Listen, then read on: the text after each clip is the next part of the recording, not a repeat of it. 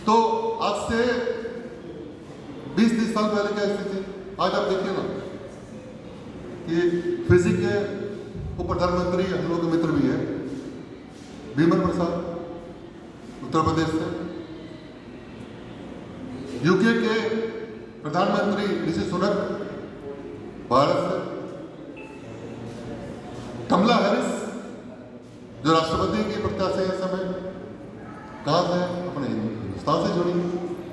तो धीरे धीरे ये कुछ दिख रहा है कि हम यहाँ पर हिंदी को कम समझ करके आकर चल रहे हैं, विदेशों में हिंदी को बड़ा सम्मान मिलने जा रहा है और मिल रहा है। मैं चाहूँ इस पर तालियां बजनी चाहिए।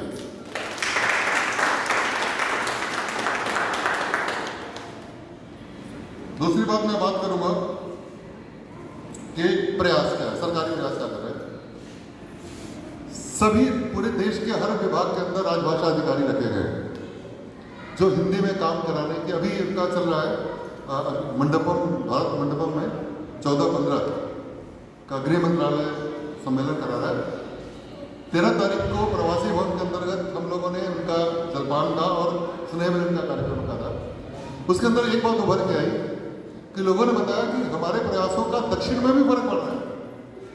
एक तो भाषा अधिकारी ने बताया कि तमिलनाडु के अंदर चैलेंज था, वो लोग तो घृणा करते थे, वहां पर वो स्थिति थी कि लोग अपना सिर बढ़ा देते थे, इसमें लिखवा देते कि आई हेट हिंदी। वहां पर भी जब वो अधिकारी निकला तो उसके अधिकारी ने हिंदी में उसको रिलीजियस लेटर दिया और हिंदी में हस्ताक्षर किया। ये दम है हिंदुस्तान का, ये दम है हिंदी का। हिंदी हमारी गंध से निकली है, हिंदी हमारी धूल से निकली है। जिस कण से हम बने हुए हैं, हिंदी उस कण की भाषा है। इसलिए हिंदी को कम करके नहीं रखना चाहिए, हिंदी में ही हम विकास कर सकते हैं, जिस तरह चाइना कर रहा है, रशिया कर रहा है, जापान कर रहा है। और बताऊं, जापान के टोमियो मिचोकामी जो इस समय जिसको पद्मश्री से अवार्ड दिया है भारत ने, हिंदी पर कितना बड़ा काम कर रहे हैं।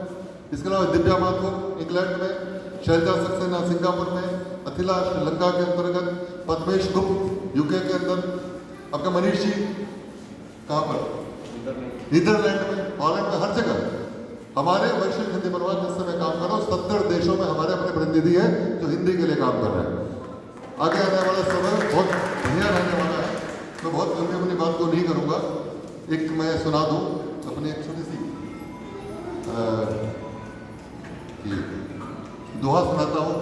कविता की बात चल रही है, कविता पर कि सहज सरल सुंदर सुखद, सहज सरल सुंदर सुखद कविता ज्ञान निकुंज, परवश मन मधुकर विमल मोहित अक्षर पुंज।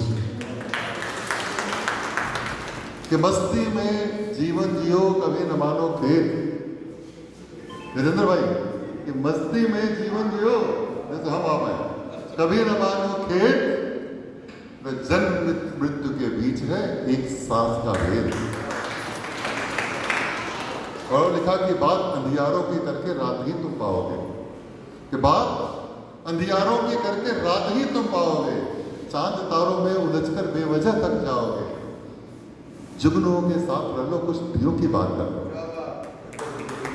कि बात अंधियारे की करके रात ही तुम पाओगे, चांद तारों में उलझकर बेवजह थक जाओगे, जुगनुओं की बात कर लो कुछ दियों के साथ रह लो, सुबह की सीढ़ी बनाकर आसमां तक जाओगे, सुबह की सीढ़ी बनाकर आसमां तक जाओगे। बहुत बहुत धन्यवाद। धन्यवाद भैया। एक बात मैं आपकी काट दूंगा कि हमने आपको बोलने के लिए आदेश नहीं दिया था, आपसे मैंने अनुरोध किया था। और जो है आपने जिस तरह से गिरमिटिया के बारे में बताया, उसी तरीके से बहुत सारे शब्द हैं। फारबिसगंज से मुझे याद आया, पूर्णिया का एक संभाग होता था पहले, अररिया, वो कैसे बना उसकी रोचक कहानी है। वहाँ पे एक अंग्रेज रेजिडेंट का बंगला था, तो उसको रेजिडेंट एरिया और उसको 60 आर एरिया बोला गया, और वो टूटते बोलते अपनी भोजपुरी मैथिली में वो आर एरिया से अररिया हो गया, जो अब बिहार का जिला है। ठीक है, इसी तरीके से लैंटर्न शब्द जिसको लेकर के अंग्रेजों की पुलिस गश्ती करती, पेट्रोलिंग करती थी, वो लैंटर्न हमारी लालटेन हो गई। तो हमने अंग्रेजी का हिंदीकरण किया है, लेकिन अंग्रेज हमारे यहाँ की लाठी और चटनी लेके गए, लेकिन उसका अंग्रेजी नहीं ढूंढ पाए। उनके यहाँ लाठी आज भी लाठी है, लाठी चार्ज होता है, और चटनी चटनी ही है, वो उसका अंग्रेजी नहीं बना पाए। अंग्रेजी में 3000 शब्द हैं, 26 वर्ण हैं, हमारे 20,000 से ज़्यादा शब्द हैं, और रोज़ नए शब्द रचते जाते हैं। हमारा शब्द भंडार इतना बृहद है, हमारी जनसंख्या बृहद है, और ऐसे ही बृहद को और बृहद बनाने के लिए एक बृहद व्यक्तित्व को मैं अब इस वक्तव्य के लिए आमंत्रित करना चाहता हूँ।